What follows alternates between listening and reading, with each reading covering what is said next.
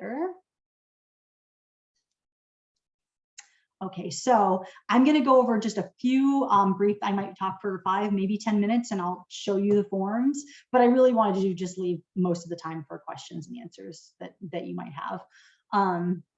So just to start out, and I might just I'm going to screen share a couple things, but I'll screen share. Did you all get that Q&A document about the reporting? Okay, I mean, a lot of it's honestly overlap. Like if you applied for the project support funding and I sent that Q&A out about that, there's a lot of overlap there. But I just wanted to like make sure everyone understands and take questions if you don't. That this funding, you all did not apply for this funding, right? Your host site supervisors applied for it way back in July or August, and they received it in September. And so you probably knew nothing about this funding until, hopefully you have seen the funding MOU. Has anybody not seen your funding MOU for this? Okay, well, that's good. So basically this comes from the DEQ, and before that from EPA 319 Clean Water Act funds. So it's very similar to that project funding where it's meant to implement local watershed restoration plans and reduce non-point source pollution and improve water quality. The difference with this funding is it's just activities that your host site supervisor basically said, yes, this person's going to do this, and they got funding to help support that, like the fee that they pay to the Montana Conservation Corps. This funding paid for part of that. But we always have you all, like MWCC has you all report on it. And for the most part, the host site supervisors are like, that's great, I don't have to report on this grant. But it also makes sense because you're the ones doing these things, right? And so, oh, what is that? Weird, I just got another message about Jessica, but she's still here.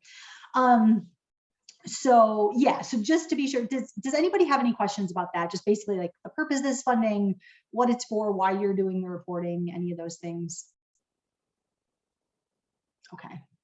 And then I'm going to stop screen sharing this in a minute, but this FAQ document, which I emailed you all a month or so ago, really should answer most of your questions, along with your MOU, that funding MOU, which is also in your submittable account. And then the instructions themselves in the interim and final reports. And everybody said they have seen those funding MOUs for this cost share funding, right? Okay. So I'm just going to go back to my notes and make sure I'm not missing anything. So does everybody know when your interim and final reports are due? Anybody have any questions on that? Is June 12th? No. Says the interim report is due on June 3rd. I put it on my general calendar. Nice. Thank you. Yeah, and then the final report is due November 9th. And both of those dates are important because they're kind of right before my reporting back to DEQ. But they're both important. The November 9th is especially important because it's going to be really close to the end of your term. And if I have any questions, more people, we got more people joining. And yeah, like, inevitably I might have a question or two. And so, yeah, I'll just have a short amount of time to do that. And then I think that's everything. And then I think I'll show you, I'm about to show you the interim reporting form and the final reporting form, just kind of more or less how they'll look on your end. But I just want to tell you, I actually feel like this happens to me every year where I go in and I say, oh, why did I do this way? And I actually changed some of the wording they felt was a little bit confusing. Basically just the instructions on your activities and deliverables, because it said something about report on tasks, like tasks you've completed so far. And I was like, well, but we also want to know about things that are in progress or things you haven't started yet. So I changed that. It's okay, Lindsay. Actually, almost everyone was at least a few minutes late, so you're not the only one. It's Friday, except for Tess. But anyway, so I did make some changes just to the instructions. The questions are the same, but I made some changes to the instructions, and I am going to redo. Are you guys going to use those Word documents that I sent out to fill it out, or do you think you'll do it directly in the submittable form for those reports? I've had an issue. Oh, Katie, go for it. I was just gonna say submittable. Okay, yeah. Tess, you said you were having an issue with something? Oh, I have had a long-standing issue with downloading Word onto my computer. So okay. I'd probably use submittable as well. Okay, okay. I was going to use the Word doc to get Okay. everything in there and then transfer it to submittable.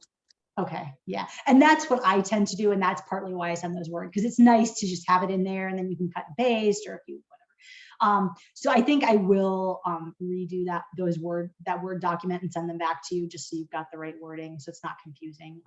My apologies for that, but I think it's a little better and clearer and submittable now. So I'm going to just show you those real quick. And has everybody, and I guess this is for Emma mainly, but Emma, have you been able to get into Gallatin River Task Force's submittable account and see this funding and the reporting forms? I have been able to kind of like look around there and stuff like that. Okay. I haven't started like working on stuff, but I've seen it all and whatnot. Okay, good. Just wanted to, because everybody else I know, because they've applied for things through there, but I just wanted to make sure too. So I won't go through the whole thing, but basically when you go in there, there's my submissions. You can find this, you know, I think it says 2022 Big Sky Watershed Corps host site cost share. It'll be under all submissions or accepted, like either of those tabs. And then once you go in there, under those, you click on that individual, basically project funding, and then it will show you, actually, maybe I'll just screen share from here.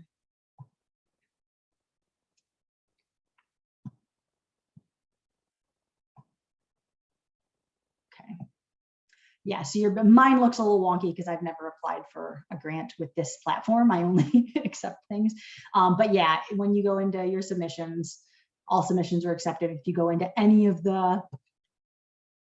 these, you can see this, but you go into the 2022 host site cost share support funding, and then under forms, again, you won't see it here because I don't have anything, but under your forms tab is where you're going to find these. And I'll get out of here for a second if it will. Nope, it's not going to let me. So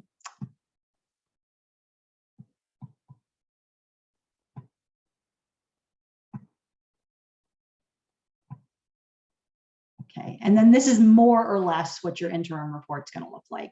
I think it's a little bit different on my end, but you know, you've got all the instructions. My contact information is on everything, so you can call me, email me if you have any questions.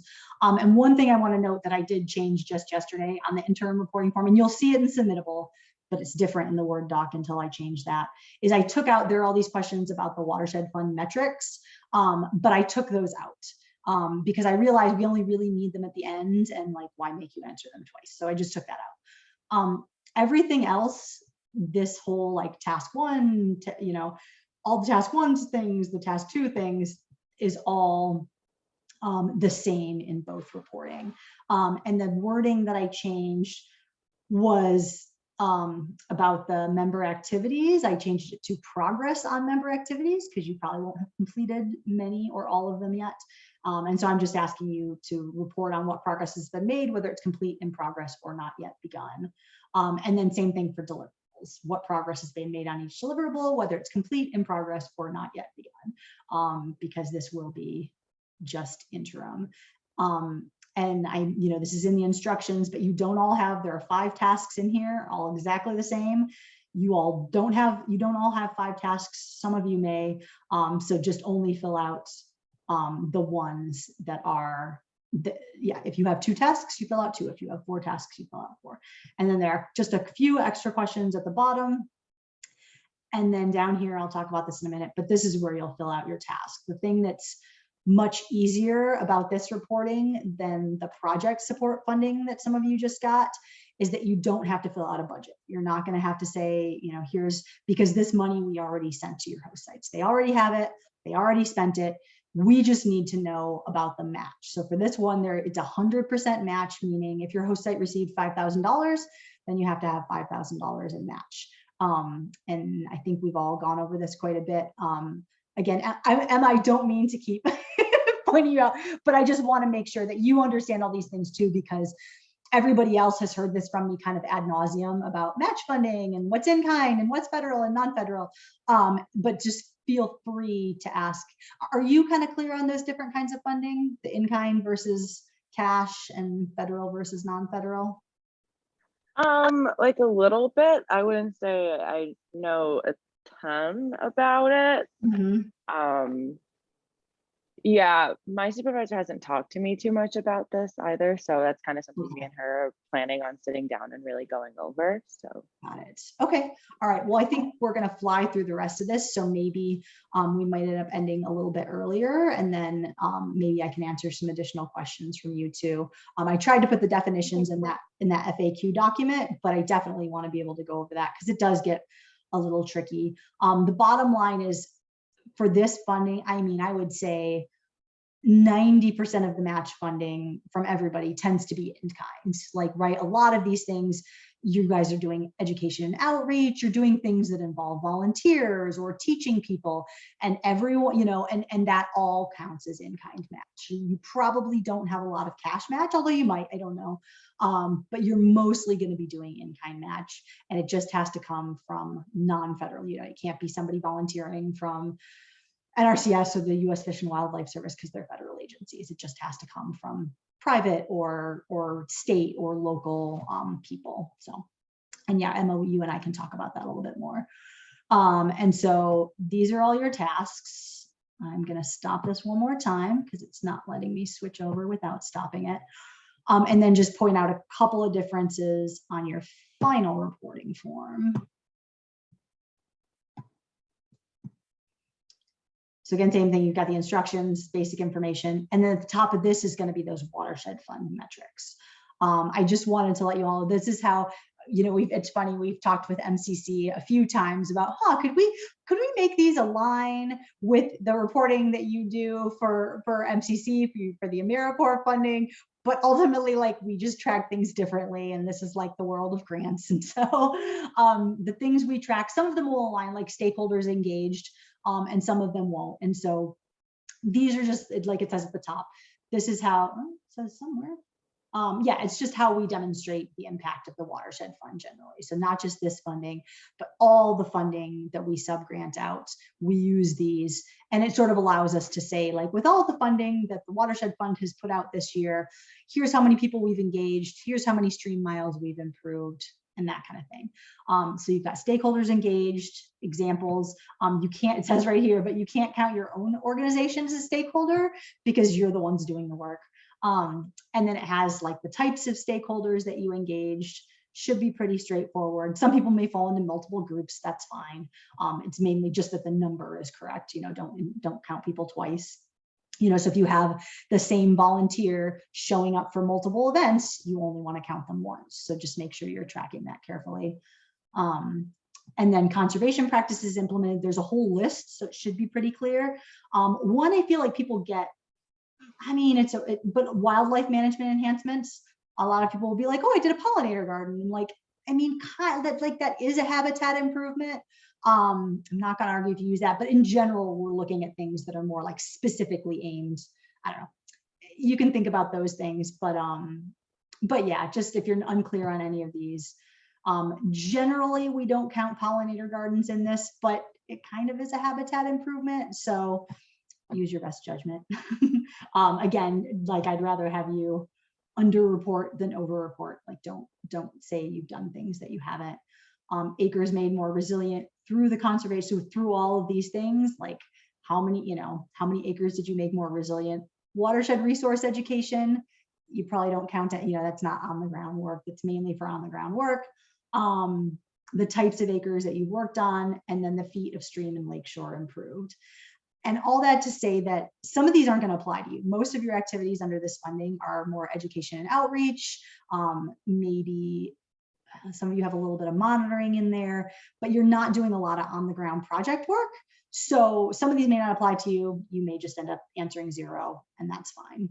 And then the rest of it is the same as the interim report. You've got all the things for task 1, 2, 3, 4, 5. And then I just changed the wording to say how you completed each activity.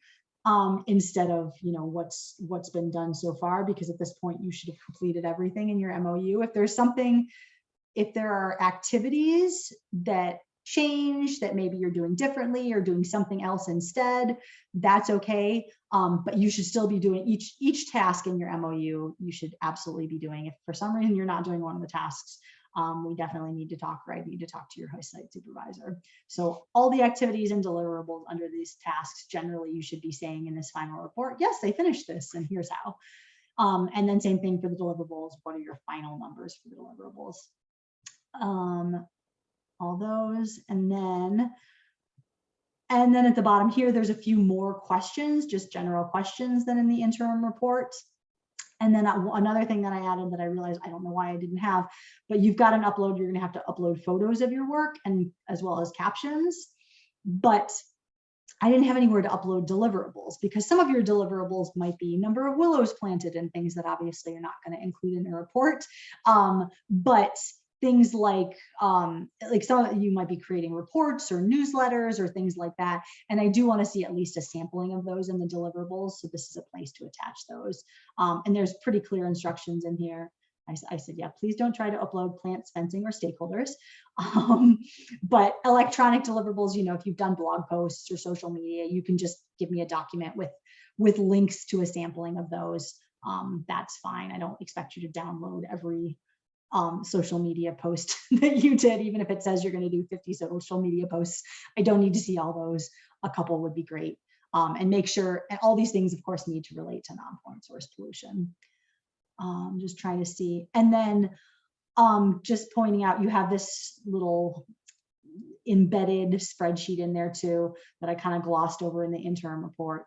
But just so you know, submittable is weird with these sometimes, and occasionally you will add in like $500, $500, $500, and it'll add up to $1,499.99. And I don't know why it does that. But if it does, just don't worry about it. I'm used to it at this point, and I'll just figure it out. So I just wanted to point that out. Okay, so I've gone through a bunch of stuff. Does anybody have any questions on either the interim or the final reporting for this?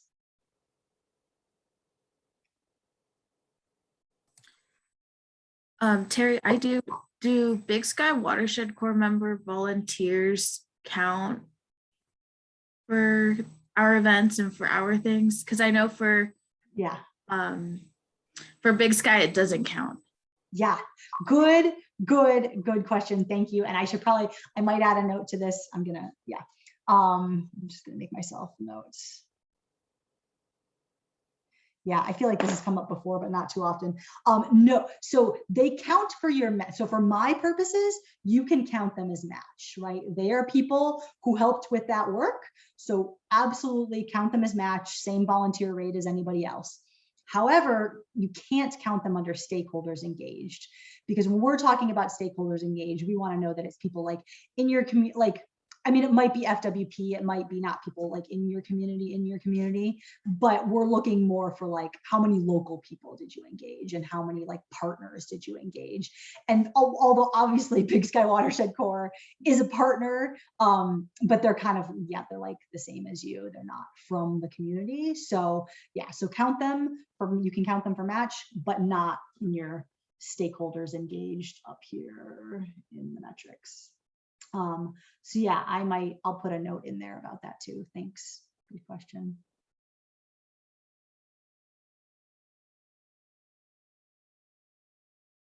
Other questions?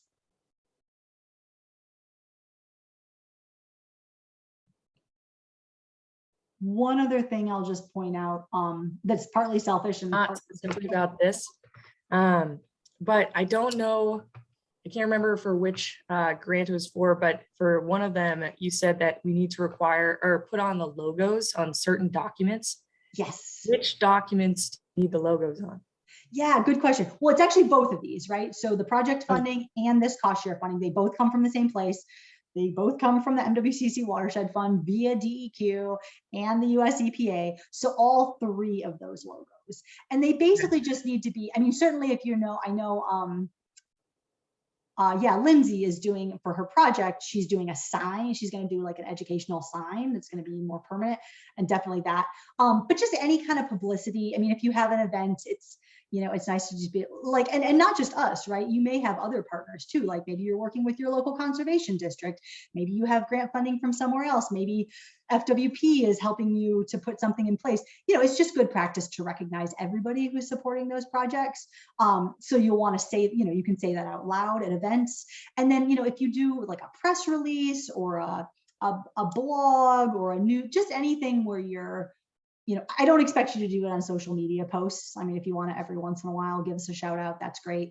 But mainly for anything more formal, like a press release or a blog or a newsletter. Yeah, just put those logos on there, you know, when you're specifically talking about this work. Okay.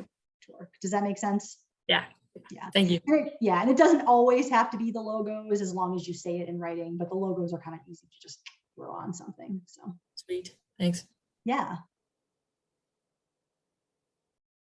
Yeah, and that's a common grant thing where, you know, they want you to be like, hey, recognize us. So it kind of helps us. And part of the reason for that, honestly, is for us to be able to get more money to distribute, because the more DEQ and EPA see like, oh, look at this great work that we're funding, like maybe we want to give more money to this. Like that's really the main point of it. So.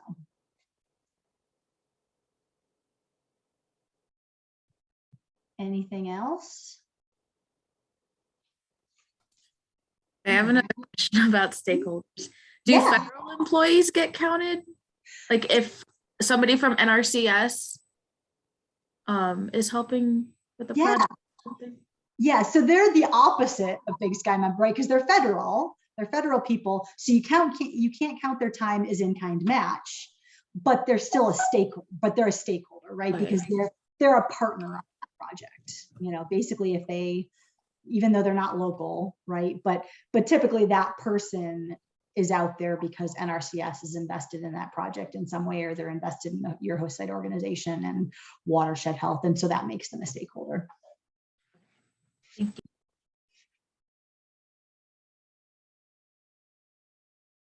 And then the only other thing that I'll say, which again, some of you have heard this from me about 4 times by now, but keep a spreadsheet. You know, it's really much easier to just start right from the beginning, you know, look through your MOU. Oh, and that's what I was going to say on this too, like just cut and paste right out of your MOU. I know it's in PDF. If any of you don't have the ability to convert PDF into Word to make it easier to cut and paste, let me know. I can send you a Word version of your MOU.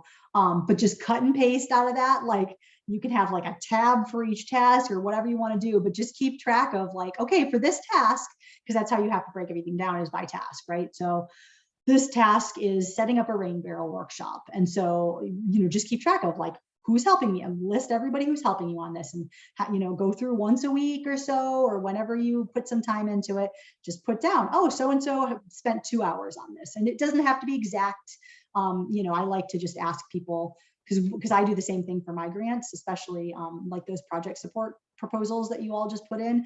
You know, we had 3 volunteer reviewers looking at them. And so I asked them, tell me how much time it took you to review these. And then I, you know, but you don't have, you know, you can estimate if there's a 2-hour event, they were there for 2 hours, that's fine. But just keeping track of those things, like so-and-so helped 2 hours on this day and 3 hours on this day. And then they told me they spent another hour working on this.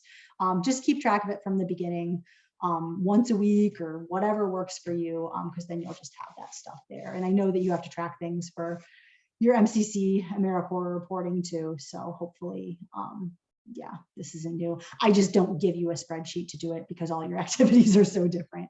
So just whatever works. And then also the match, right? Just make sure you're tracking that, because that's going to make, because then you get to these reports and it just takes you, you know, 20 minutes instead of 2 hours. So, because you've got everything right there. And then the other thing I started to say about that in terms of cutting and pasting your activities and deliverables, again, it says that in these forms, but really the easiest thing to do is just, you have a list of activities you're supposed to do, cut them, paste them right into submittable or your Word document and then submittable, and then just put a dash or, you know, a new line and say, haven't started work on this one yet. You know, we've planned for this activity, but it hasn't happened yet. It's going to happen on this date. You know, it just makes it a lot easier. And then I can just see everything's accounted for and you know you're not missing anything. And you can do the same for the deliverables, where it's like, okay, here are these, you know, it says I'm going to engage 50 stakeholders under this task. I've only engaged 20 so far, planning to.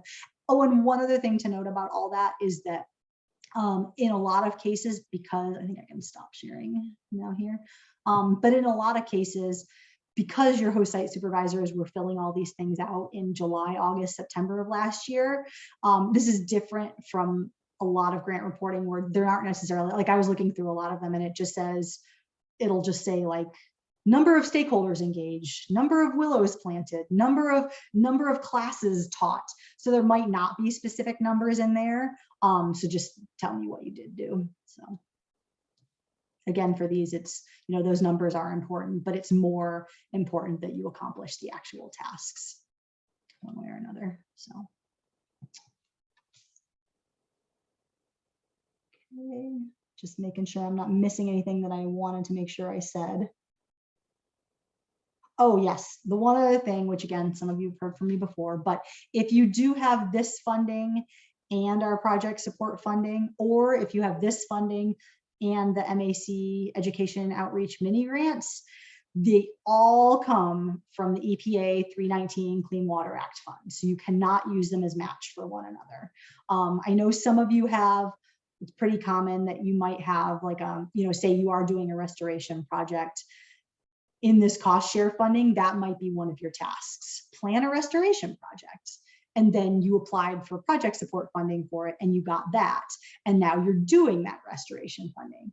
But you just need to make sure you keep those very separate. You can always ask me if you're unclear, but essentially, you know, that planning, applying for the grant, all that stuff is probably what you're going to be reporting on under cost share. But all the project work, right? Everything that's going to be in your funding MOU for that project funding, you're going to report on under that. So it should be like, based on those MOUs, it should be pretty clear, like what part of that project you report on for this and what part you're reporting on for project support. But if it's ever not clear, just let me know, because definitely don't report on the same things. You know, like they're two separate, even though they come from the same place, they're two separate grants. And again, I want to make sure that I'm not like misrepresenting what you're doing and reporting twice as much work. I want to be like, okay, well, they're doing these things under this grant and they're doing these things under this grant. So that just needs to be clear. And you can't count any of them as match for one another because they're all, so if you have an education outreach mini grant, can't count as match for this one because it all comes from the Clean Water Act funding.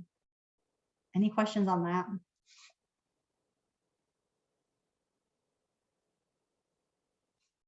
Okay, well, I think that was everything that I really needed to touch on. So other than like, I will send you that updated, probably next week, that updated Word document with the changes that I made here in Submittable. But yeah, I just open it up to any additional questions. And if those of you who've, you know, talked to me 500 times already feel like you're good and you want to get going, you're welcome to do that. And if you have more questions, I also was going to say that if we finish all the questions about cost share and anybody has questions about the project support funding, I'm here to answer those too. But let's stick with the cost share for now, and you can all decide whether to stick around or not.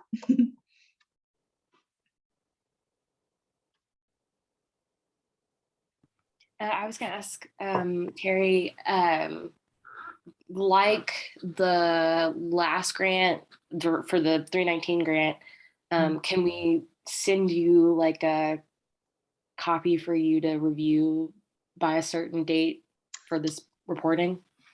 Yeah, I mean, you can, yes, but or do you think it's not necessary? Yeah, it's not necessary because you're not applying for anything here. Like if you I mean, if you mess up your interim report or there's like, hey, you didn't include this, like I will reach out to you and I'll let you know that you're missing something or that I'm unclear on something. And the interim report, I mean, there are two purposes to the interim report. One is for all, because you'll probably make some mistakes in the interim report, or you'll leave something out, or you won't understand something. And that's my opportunity to get back to you and be like, hey, here are the things, give you some feedback.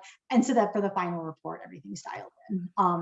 because the interim report because the second part of the interim report is to just make sure that you're on track generally, that you don't get to November and be like, oh, I never saw this in my MOU. I never knew that I was supposed to be doing social media outreach. I haven't done that my entire term, and then it's the problem, right?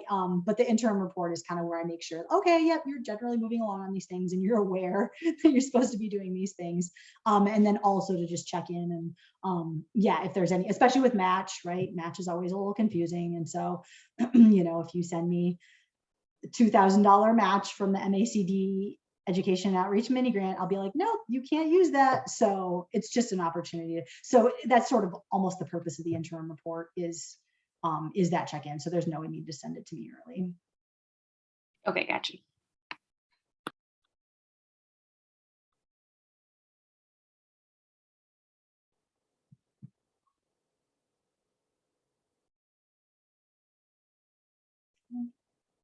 Anything else?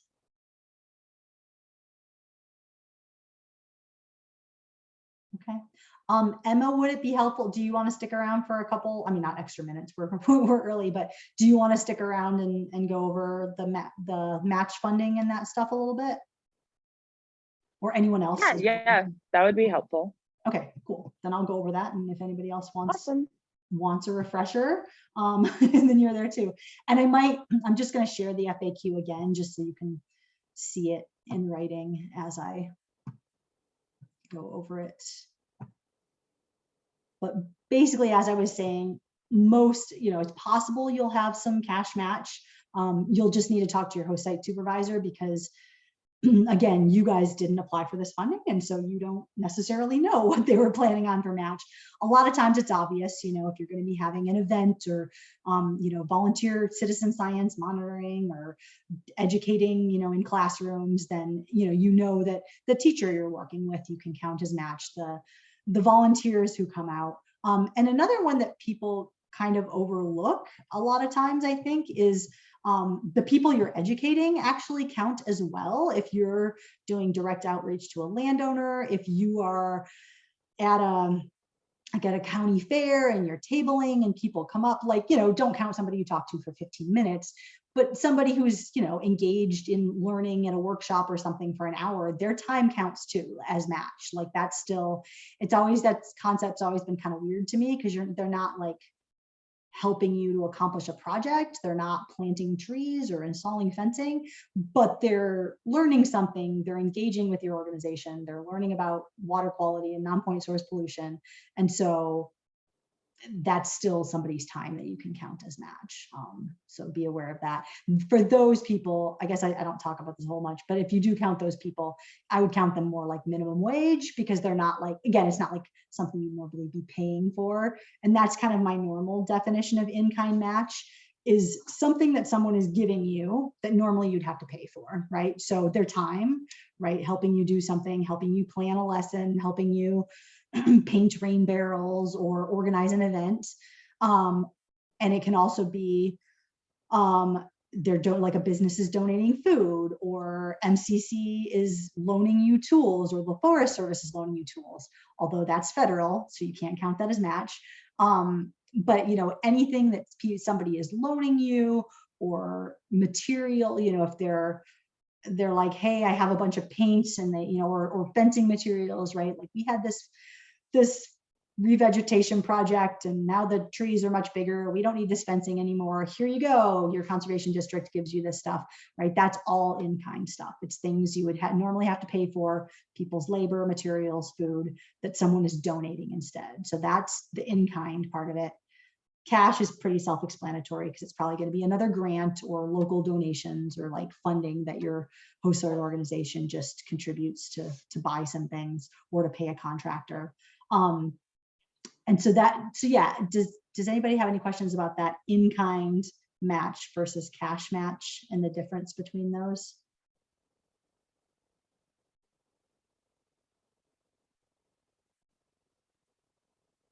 Okay. And then the other distinction, oh, I'm sorry, I opened this document for a reason and didn't scroll down to the part. Yeah, about non-federal match. And then how much total non-federal match you need 100%, right? So if you have a $6,000 cost share fund, you need $6,000. And then again, federal versus non-federal, I feel like is a little more straightforward. It's just whether it comes from a federal agency. Now, if you have somebody who, I don't know, I wouldn't worry about this too much, but technically, if you had somebody who works for the U.S. Forest Service, but is coming out on their spare time on the weekend, not associated with the Forest Service at all, you can count them as non-federal match. But usually if you're working with someone from NRCS or the Forest Service or the Fish and Wildlife Service, it's probably like, just assume that it's on work time and that you can't count that. But anybody, any local business who brings employees out, any local people, college students, teachers, anybody from a state agency, the state agency people, they're non-federal. So that time, local like tribal water quality managers, if you're working with any of the tribes, they're non-federal. Your local conservation district or county commission or county planning office, that's all non-federal, right? So just as long as it doesn't come from a federal agency. And then just, you don't have to submit an actual budget. You're just basically doing bullet points of like, here's the match funding. And the other thing I like to say is you might have a task or even multiple tasks that have no match at all. But that's fine as long as you have a one-to-one match altogether. So that just means that one of your other tasks has to have a whole lot of match to make up for it. It's not like every single, and if you have a task that doesn't have any match, just say no match for this task. And then make sure you have enough under the other tasks. And then, again, if you just look at that frequently asked questions document, I list a bunch of examples of non-federal cash match, non-federal in-kind match, and then also some suggestions for the value of a volunteer hour. I generally say, I think the easiest thing to do is just, you can talk to your host site supervisor. What would you normally pay this person if they were doing, actually, I take that back. That's not the easiest thing to do. The easiest thing is what I'm about to tell you, which is the independent sector just put out, I feel like I put this somewhere. I'm going to stop sharing again. I'll just send you this link when I send out that new document, but independent sector, which is kind of a national organization that tracks all kinds of nonprofit things. They just put out new rates for every state for the value of the volunteer hour, and they all went up. I think Montana's was $23 or $24, and now it's like $26. So that rate just changed. So a lot of people just use that rate as a blanket, like, that's probably going to be more than you would pay for some types of work and less than you would pay for other types of work, and it just balances out. That's probably the easiest thing to do. If you want to, you can also break it down, like, planting willows would be worth more, or would be worth less money than somebody helping me plan a project, because it's skilled labor versus technically unskilled labor, although it takes skill to plant a tree. So probably the easiest thing to do is to use that independent sector rate. I don't think it's unreasonable, because anybody that you'd contract with, I mean, you're easily going to be paying them $25, $26, if not 30 or more. So if you want to just use that, that's fine.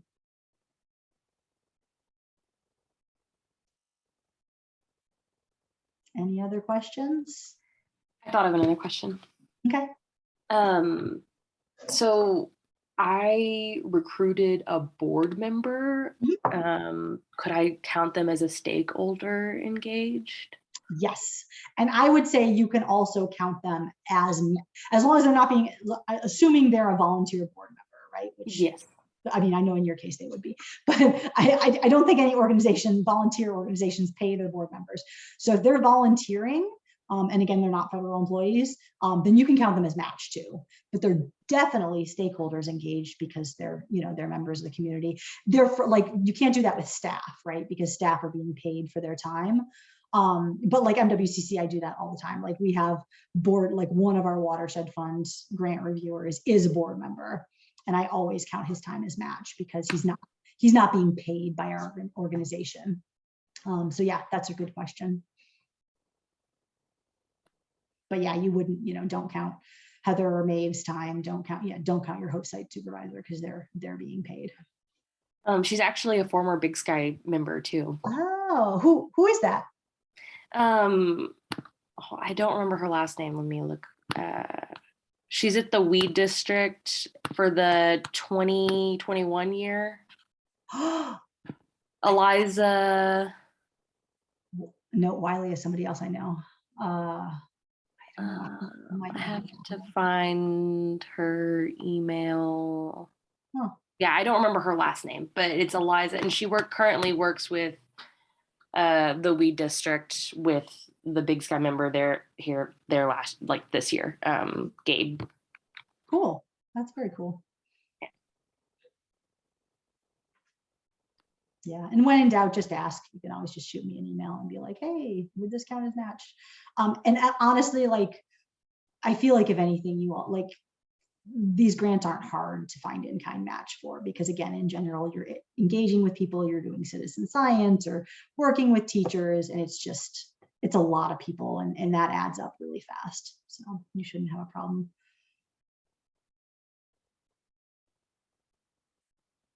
Okay, well, and then I just will say, does anybody, since we do have that extra time, does anybody have questions about the project support right now? Because yeah, you're welcome to ask those too. I guess that's only Tess and Lindsay at this point. Katie's left us. Jessica, have you all heard anything on the education and outreach mini grants yet?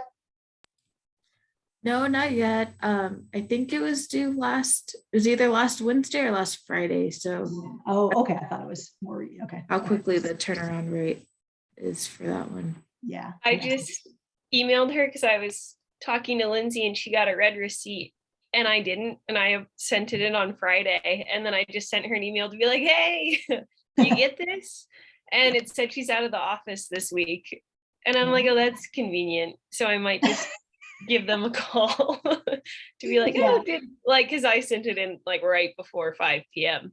on Friday. Yeah. So definitely check. if she was maybe already gone by then. But I'm like, oh, that makes me, because I was kind of like, oh, this is kind of weird. Haven't heard anything. Oh yeah, gosh, I thought that was like a couple weeks ago they were due. So okay, well, hopefully they got it. So, well, Thanks, Terry. yeah, thanks everybody for coming. And like I said, just, I'm always here, reach out, and I will get you next week that updated Word doc. So with a link to the independent sector volunteer rate. So happy Friday, everybody. Have a great weekend. Thanks, Have a good Terry. weekend. Yeah, thank you. Have a great weekend.